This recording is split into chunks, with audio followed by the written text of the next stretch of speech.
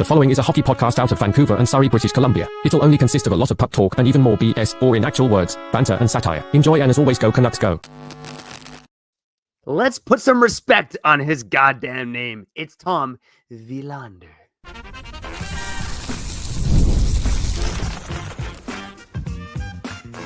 You're Locked On Canucks, your daily podcast on the Vancouver Canucks, part of the Locked On Podcast Network, your team every day.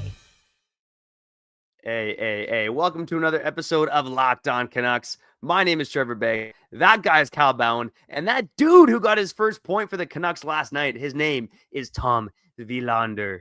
And man, oh man, Kyle, we talked about it on the post-game show last night, but let's dive a little bit deeper into it because Tom Willander, he has had a really impressive debut for this team. Not only that, the Canucks have been a drastically better team with him on the ice over the past couple of games, so much so that it shocked even me. And you know me, I'm a hard guy to shock nowadays, especially when you watch this Vancouver Canuck hockey team. But Kyle, how does Tom Willander change a couple things for this organization? I'm thinking about the defense as it's currently set, and also just the potential of getting a second line center in the future, because we've already got some early commenters, shout out to the everydayers, who are really hoping that the Canucks maybe trade Tom Willander over Victor Mancini. Wow. Why do we got to go there, man? Already 90 seconds into the episode. Anyways, we do got three theories to talk about with the sudden emergence of Tom Willander, because he's kind of done it ASAP, and he's surprising. And I am actually really excited to hear Trevor pull out some of his stats to back it up. Because again, the eye test it's been pleasing, and it's been somewhat mistake-free, and it's been also somewhat full of confidence. You look at what happened at the end of the third, most of the third period against New York a couple games ago, right? He played a lot. He was needed. And then, you look at the play he made last night in Nashville, and yeah, he only had 11 minutes, but look at the play he made to somehow get that puck towards Brock Besser. Yeah, it banked off a skate and whatnot, and it wasn't like utter clean offensive execution, because again, a lot of things had to happen for it to go to Brock. But for him to have the confidence already to do all that, it's cool. It's cool. So it's making me think about a lot, and it's making me think about this specifically when it comes to the three theories, okay? The theory number one, the Canucks don't suck. In fact, the Canucks have had a really promising last 5 or 6 months or 7 months. How do I say this? Like, yeah, they've had a promising last 6 to 7 months, considering that Mancini, DPD, and Tom Willander have all played, 3 or more NHL games. But we've seen a lot of NHL hockey from those three defensemen over the last couple of months, and at multiple times they've looked comfortable and they've looked athletic, and they look. I'm not going to say Quinn Hughes special, because that's impossible. I'm not going to even say number 2 special. Like I don't know if any of these guys are top 2 defensemen, but they look good. They look good. And that's a strength. And if those three pan out for the Vancouver Canucks, look at the strength of this team. A, you survive the Quinn Hughes thing if he leaves. And B, if Quinn Hughes stays, this could be a legitimate weapon in the NHL. Yeah, 100%. And, I said it before on one of the postcasts here on Locked On Canucks. You can check us out post-game. We're here almost every game. We've been here every game so far this season. I said that Tom Willander, I really do think the ceiling for him is a Filip Hronek type role, like a really solid number 2 defenseman for a hockey team. Now, that being said, I think right now the safe bet is that he's a good number 4 defenseman, right? Fills on your second pairing, boom, bam, plays alongside a guy like Marcus Pettersson and can shut guys down with his ability to close gaps. I mean, that has been apparent since before Tom Willander was drafted. He uses his feet to his advantage. Not the biggest guy in the world, but not the smallest guy in the world either. And he uses his feet to defend. And Kyle, I think even on the offensive side, we all talk about Tom Willander being somewhat capped offensively, and I think those concerns were proved to be true through training camp and preseason. But Kyle, last night, I mean, that goal is a perfect example of what Tom Willander can do. He starts with the puck, playing his right side in his own zone on the blue line, skates across the ice to the other side, goes behind the net almost, and then sets up Besser. I know it banged off his skate and went to Besser, but just the confidence to make that play for a guy who's been in the NHL for a nanosecond That was really impressive stuff. And Kyle And bro, Mantle, man, I'm going to hit this button. Go ahead. No, I was gonna say press the button in 3, 2, 1. But he sucked in the preseason too. Like Tom Willander wasn't great in the preseason. He played pretty good against Seattle, but they're just you didn't see any signs of those confidence of that confidence. You saw timidness. You kind of saw what like Archie Baines does, and that's like overthink a lot of things as a young player in the NHL. But right now we're seeing none of that with Tom Willander. Like he just looks instinctual and he's in the game. And Trevor, press the button.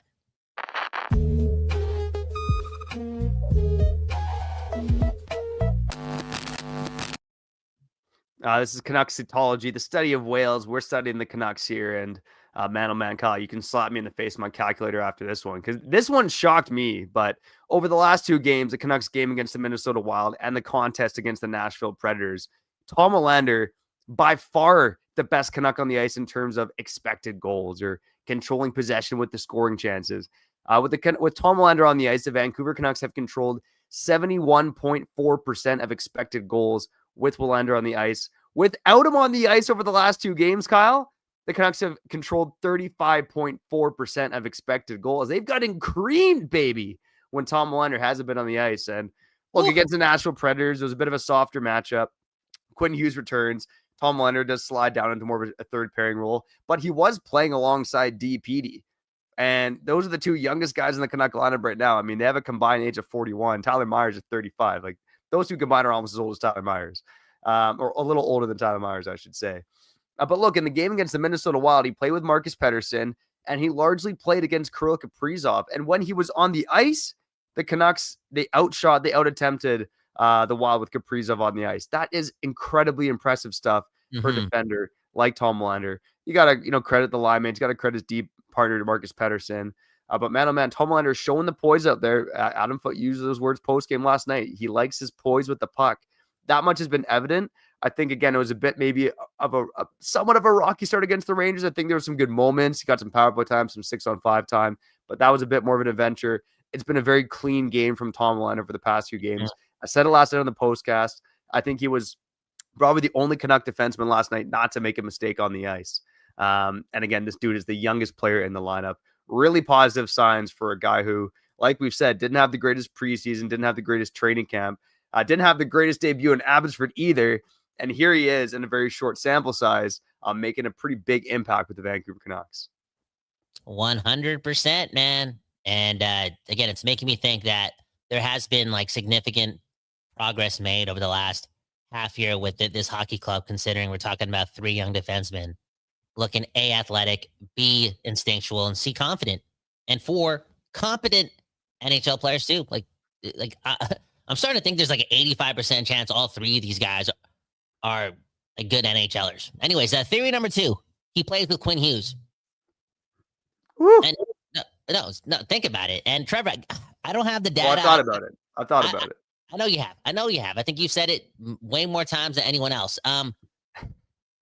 I don't know if you could pull out the stats, but I feel like there was moments yesterday where Tom Willander did skate with Quinn Hughes, and I'm trying to confirm if that was like off icings or just like offensive zone stuff. But even if it is offensive zone stuff, that's still kind of cool.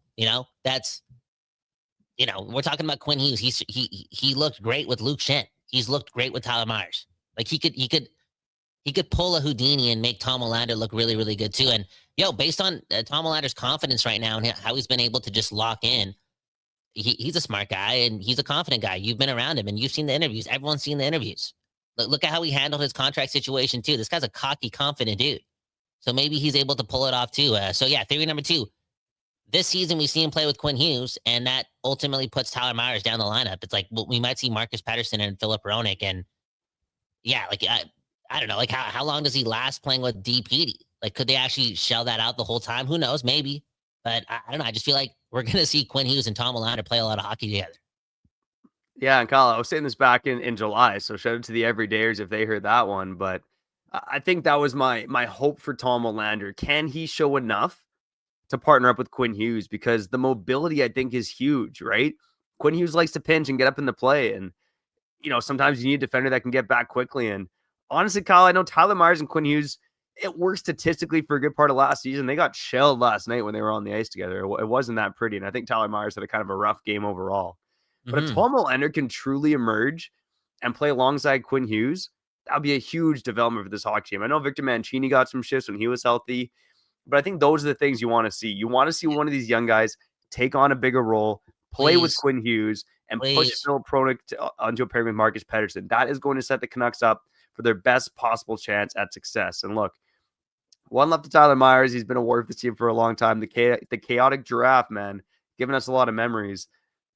But ideally, this guy's in a bottom pairing role. That's what he's getting paid to do. That's where he's at this point in his career. Again, the dude plays his ass off, but he makes mistakes. These young guys make mistakes too, in fairness. But again, there's more promise in these young guys. The speed's there. And again, I would love to see Quinn Hughes play with Tom Willander moving forward. But Tom Willander, again, this is a small sample size. He still has to work up his way to earn it. Okay, Trevor, come on. It's 420 somewhere. Relax, okay? We don't have to be realistic here, okay? Have some faith here. Come on, man. It's like when Christmas movies are about to come up. You guys are about to watch. What's the one with when the father turns into a snowman? What's that one called? Frosty the Snowman? I don't know. No, not Frost. Trevor, what type of Canadian are you? No, it's like Jack Frost or something. Does that remind a bell? Sure, Okay. Sure, that rings a bell. Yeah. Yeah. Well, anyways, like sometimes you gotta believe the make believe. You know, when your children watch that movie, they're gonna be like, "Oh my God, can you turn into a snowman, Dad?" You can't just be like, "No." Hypothermia is a thing or whatever. Or no, I'll do anything for my kids, man. I pretend to be a horse for my kids. They ride me around the house all day long, man. Just listen up, okay, Trevor, and be unrealistic or delusional, or realistic. And we'll get to the third theory after the break. But just to wrap up on the second one, I mean, people think I hate Tyler Myers. I don't. I hate Tyler Myers as a top 4 defenseman, though. And I understand that like we all watch hockey differently, but I'm one of those Canucks fans where it's like, okay, cool. You're a nice guy and you've played hard for the Canucks and you've stepped up and you've been physical and we've lost a lot of games. I'm not attached to you know what I'm saying? I'm not attached to Tyler Myers like that where I'm in 2025, I'm not thinking of Mancini or Tom Willander or someone else bumping that guy down to the top 4. It's 2025. That needs to happen for a successful hockey team. Like you want to keep Quinn Hughes, you got to have better than Tyler Myers being a top 4 defenseman. He's not going to say it, but I am. And that's okay. Less Tyler Myers is better for this hockey club. And, people are right now poking at Marcus Pettersson, and I get it. He's got to be a lot better too. But we kind of see this a lot with players who play with Tyler Myers. Like it's chaotic. And it's hard to stack up your confidence when you're getting pinned in your own zone, whether it be your fault or not. It's just hard. And when it's bad for Tyler Myers, it's bad for everyone on the ice. That's just who he is. He's chaotic. And again, less is more. Anyways, third theory on the other side. Hit the like button. And one left to you and you, man. Happy holidays, Trevor. How come you haven't said that yet, man? Happy holidays. Happy holidays, buddy. We did listen to Michael Blueberry, as my daughter calls her, his Christmas album already, and it's freaking November 4th, man. Unbelievable. Let's get to break, man. Locked On Canucks. Before we get back to the show, let's talk about the monies, baby. And whether you're making Elias Pettersson money, whether you're making Tom Willander money, whether you're making Kyle Bound and Trevor Beggs money, you could use Monarch, okay? Because most of us, we struggle to maintain our financial accounts, keep track of them. And with Monarch, they are your all-in-one personal finance tool that brings together your entire financial life in one clean, easy-to-use interface on your laptop or on your phone. Monarch has helped me organize my accounts, track my spending, and get a better handle on my investments without ever having to touch a spreadsheet. And oh, baby, you can also link your accounts with your partners on Monarch. And you know what they say? You know what? If you can manage your money with your partner better, you're going to have less stress. You're going to last longer in the sack. That's a guarantee. At least it's been a guarantee in my life. So improve your love life and don't let financial opportunities slip through the cracks. Use code LOCKEDONNHL at monarch.com for 50% off your first year. That's monarch.com, code LOCKEDONNHL for half off of your first year, baby. That's it, buddy. Back to the show.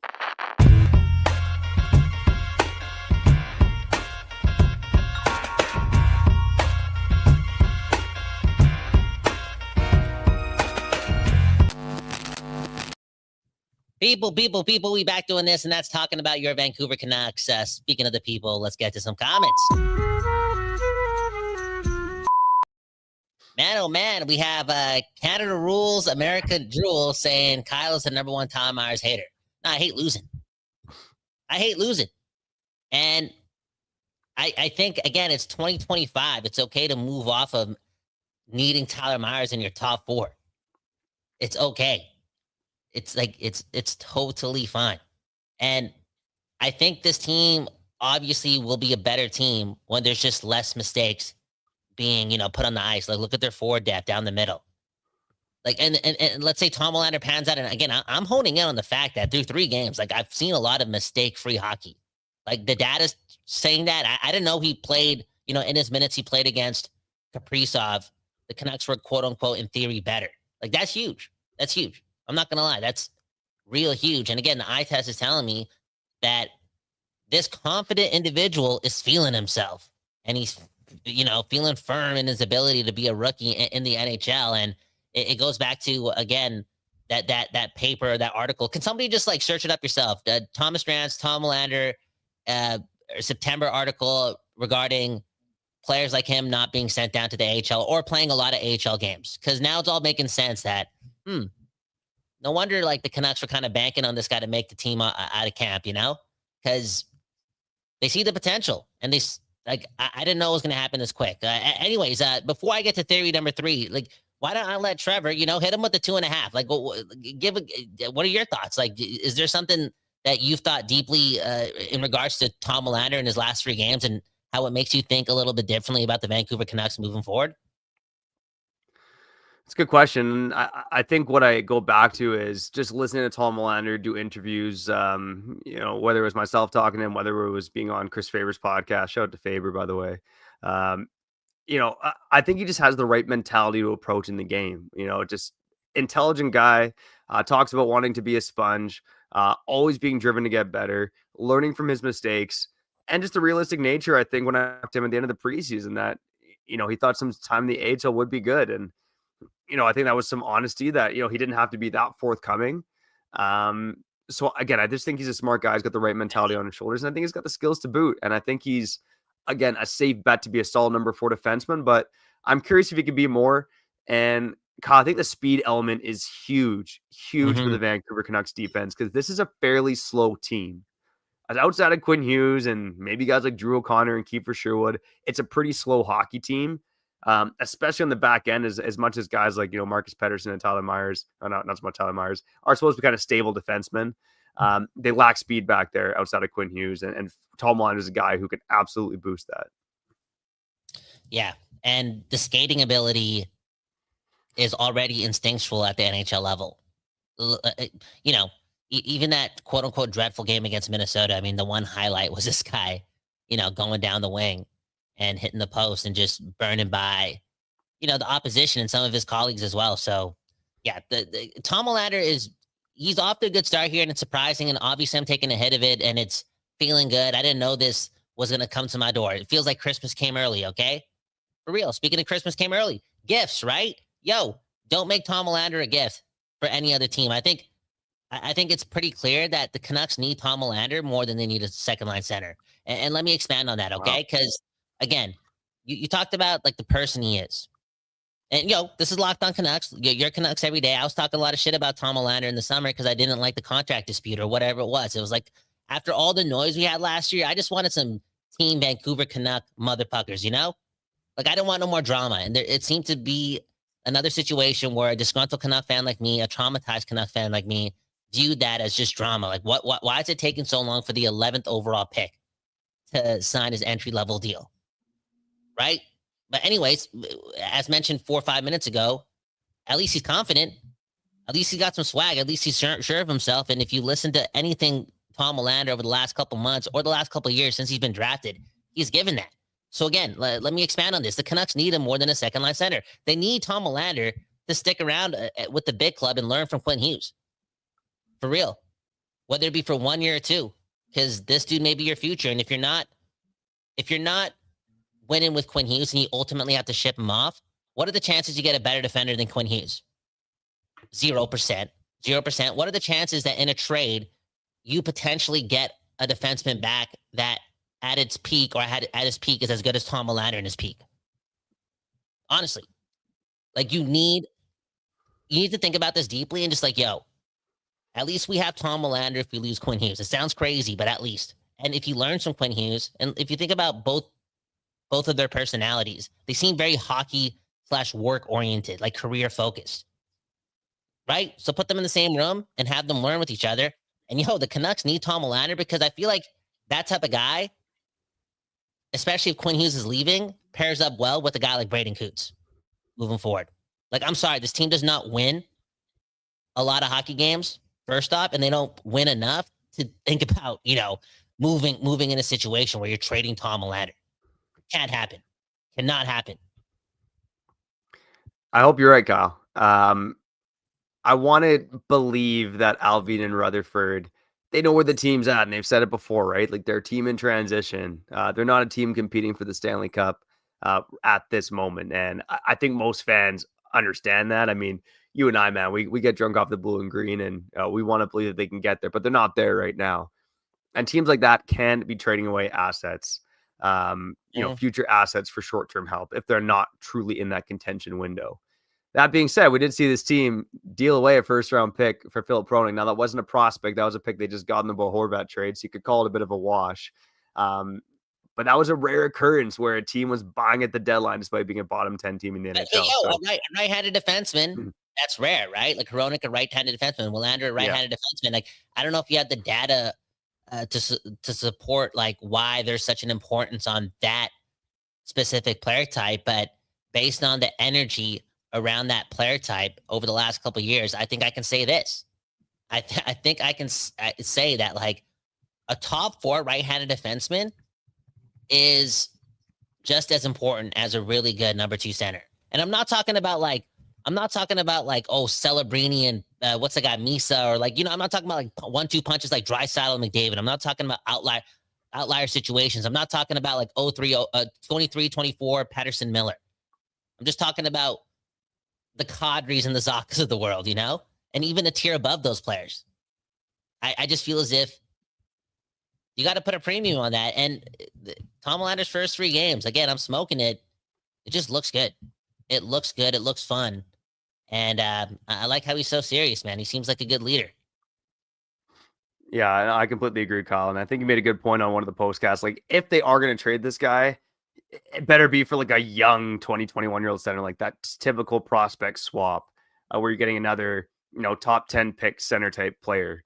But aside from that, I think this team's got to hold on to Tom Willander. I mean, we even talked about in the summer, like if Tom Willander really proves himself, I know Filip Hronek's at the no move, but between those two, like, who would you rather keep? Like, if Willander starts looking like a solid top 4 guy, you'd rather keep Willander over to Filip Hronek. That's just common sense. But like, Kyle, the crux of this team is defense. Willander's helping with that, and hopefully the Canucks can keep both guys. But they're going to have to find a way to score some more goals if they're truly going to compete and get out of the mushy middle. Or you just wait, man. Like, you wait. Like, if you're not going to win this year and you got Braden Coots coming again, I don't think he's like going to be a 60-point guy next year, but maybe in 2 or 3 years, like, just long-term it, man. It is what it is. It is what it is, man. Dude, I just saw the New York Jets trade everyone for first-round picks. I'm like, yo, if the New York Jets win before the Vancouver Canucks, bro. Hey, like, man, the dude, come on. We've been waiting 55 years. We can wait a few more.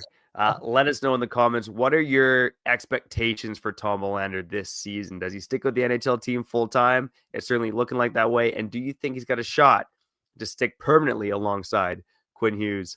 Let's shout out a couple sponsors, get to some of your comments and some news and notes on the other side here on Locked On Canucks. Before we get back to the program, let's shout out our friends over at FanDuel, baby. Whether it's NBA, whether it's NFL, whether it's the NHL, you got to go check out FanDuel. And man, oh man, Kyle, how many points were you favored over the Carolina Panthers last week? You mind me asking? I think it was like 14 and a half. It's Tuesday. I'm already focused on next week, Trevor. So if you want to keep going back to the past, you need therapy, and I don't. Yeah, it's true. I'll take up your advice on the therapy. After I say that the Carolina Panthers beat the Green Bay Packers. And when you see a spread that big, just bet on the underdog, man. Come on, and make sure you go do it on FanDuel. Right now, FanDuel is giving new customers $300 in bonus bets when your first $5 bet wins. If you miss the start of the game, you can bet live in-game. And of course, you can do my daughter's favorite, the same game parlay. So head on over to FanDuel.com and sign up to play your game with FanDuel, the official sports betting partner of the NBA. Before we get back to it, let's shout out our friends over at Game Time, baby. And man, oh man, the Canucks got a little homestand coming up here, Kyle. I heard that you're going to the game on Tuesday night, and I'm not sure if you got free tickets or if you use Game Time. But whenever I'm buying tickets, I always use Game Time, okay? Because I know they get the lowest price guarantee. I know that I can be sitting on the can, open up the Game Time app, and I can have the view from the seat, and I close my eyes on the toilet, and I just picture it, man. It's a beautiful thing. Game Time, they make it buying tickets easy. There's no surprise fees at checkout, and tickets can drop as much as 60% up until puck drop or whatever show you're seeing. So take the guesswork out of buying tickets with Game Time. Download the Game Time app, create an account, and use code LOCKEDONNHL for $20 off your first purchase. Terms apply. That's code LOCKEDONNHL for $20 off. Swipe, tap, ticket, and go.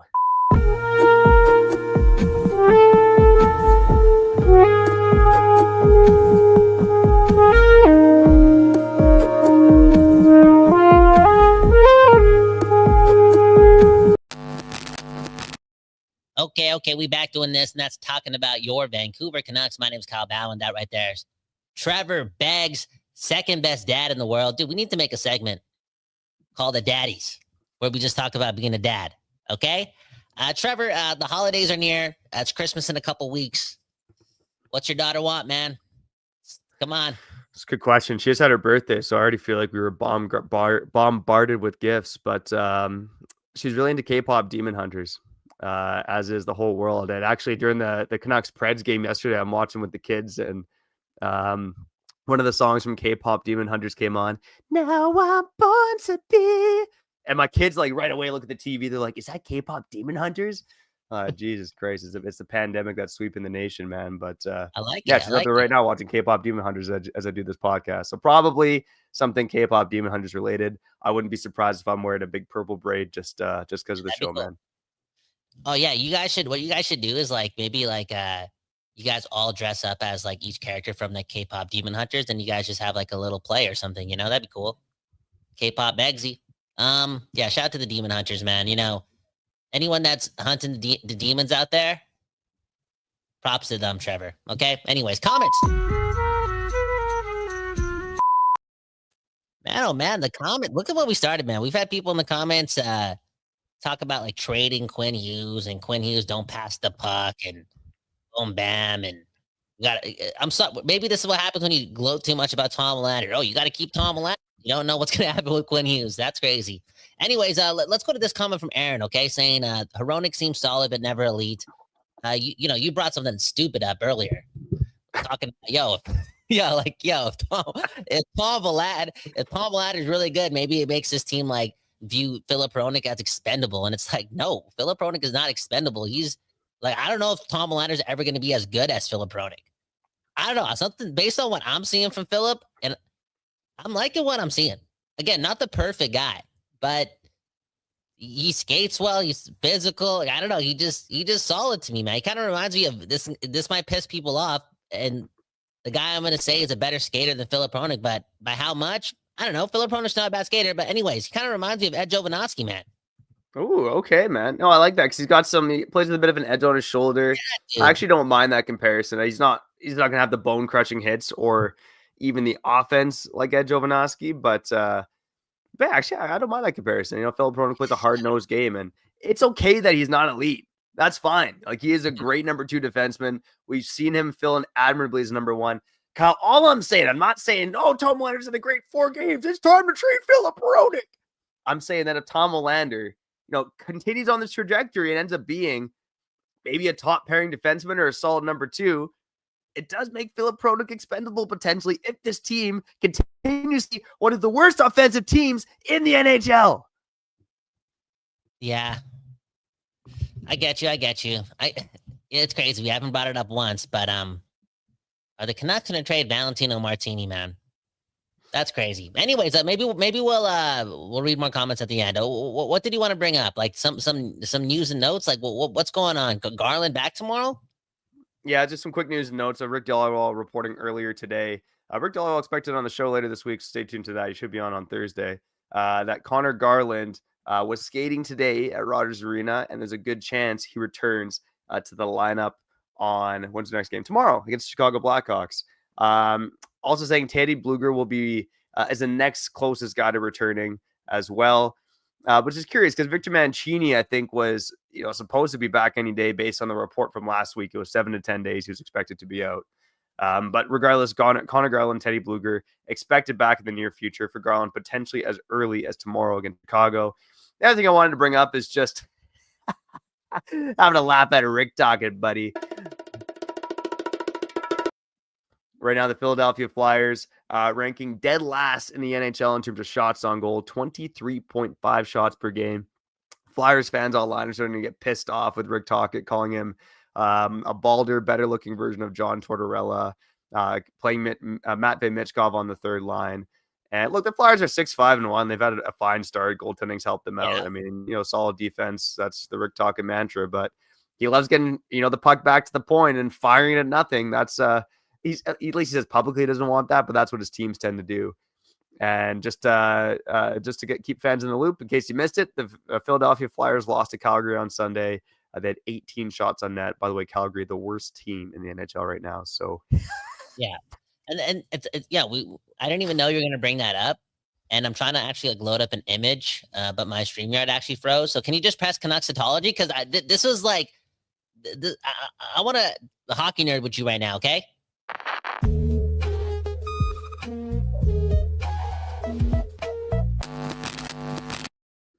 Okay, so I'm about to read some Rick Tocchet stats. And again, I know Rick Tocchet's from like last year, but stuff lingers, okay?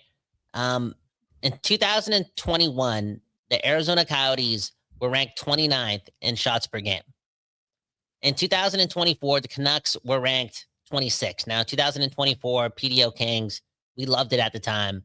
It is what it is. You know what? I'm going to give him the benefit of the doubt and say, you know what? Whatever he was preaching was working to some extent. I know it burned us in the playoffs and whatnot, but whatever. He made it cool to be a Canucks fan that year, okay? I'm just feeling nice right now. It's the Willander thing, okay? But anyways, the Canucks 26 in shots per game in 2024. In 2025, the Canucks were 31st in shots per game. And right now, the Philadelphia Flyers, as Trevor alluded to, is also 31st in shots per game. And if we talk about his last 2 years with the Vancouver Canucks and us being at the bottom when it comes to shots per game, like you start thinking about some of the slow start offensively for the Vancouver Canucks early on, and you're like, yo, for the last 2 years, this team's kind of been coached to like pick and choose and overthink. No? Yeah, no, I think I would agree with that, Kyle. And again, you just wondered if anything would be different in Philadelphia, but you expected it wouldn't be. And to me, it's just fascinating. Like, there are like short-term blips in terms of the numbers, but Kyle, like you're saying, this has been a trend with Rick Tocchet now across 3 stops in the NHL. I'm kind of curious to dig up what the shots were at the Tampa Bay Lightning when he was head coach back there way back in the day. But yeah, it's you know what? Times as a Canuck fan can be tough. A 7-7, glass half full. We've had a ton of injuries. Glass half empty. We have not played that great. But it's fun to have a laugh at other former Canucks and coaches who are, maybe having a bit of a hard time in their new locations. Especially when we got abandoned by Quit Tocchet. But they're 6-5-1 and we're 7-7, and Demko's won us a couple games. And Philadelphia could, if we played the Philadelphia Flyers, I still think at this point with all the injuries, it's like a 51% chance we win. But all in all, again, I think that it's okay to believe, and I'm starting to believe it, that some of our offensive stalling from our top guys, again, you don't want to just blame Tocchet, but again, the way they've been playing hockey and being programmed for the last 2 years, maybe it's just going to take a bit more time for them to kind of break free, because we're just humans, man, habitual things, and the Canucks, man. Just to end on this note, Trevor, again, wrap it up with what we said at the top of this episode with what I made up. Maybe, just maybe, Canucks fans, we've been looking at this wrong, and we've been hurting too much considering the truth, and that's Mancini, Elias Pettersson, and Tom Willander all being a big part of the future. And yeah, I don't think we're talking about Eric Brandstrom here, with any of these guys. I don't. I feel like even all 3 of them have somewhat of a physical stature, or they're athletic, there's more to them. And the fact that we have 3 of these guys playing NHL minutes over the last like 6 or 7 months and looking good for like 90% of it or 85% of it, I like that. That's impressive. That's impressive. We're talking about like not prospects, but prospects still, and they're looking good, Trevor. Man, oh man, only on Locked On Canucks do you get a Eric Brandstrom reference. About a year ago to the day now that we had Ross on from Locked On Sens to talk about the franchise, as they called him in Ottawa. But the Canucks D is in a good place. The Vancouver Canucks trending in the right direction, potentially. A couple of big games at home. Colin, I got you covered for that here on Locked On Canucks. But for now, we got to get out of here. If you like what we're doing, share the episode with a friend, a colleague, your mom. They're all going to love it. On the podcast side, you can follow us, leave a 5-star review on the YouTube side, like the goddamn video, and hit the subscribe button. It helps us out a lot. I'm Trevor Beggs. That guy's Kyle Bowen. That guy who impressed last night is Tom Willander. And you've been listening to Locked On Canucks.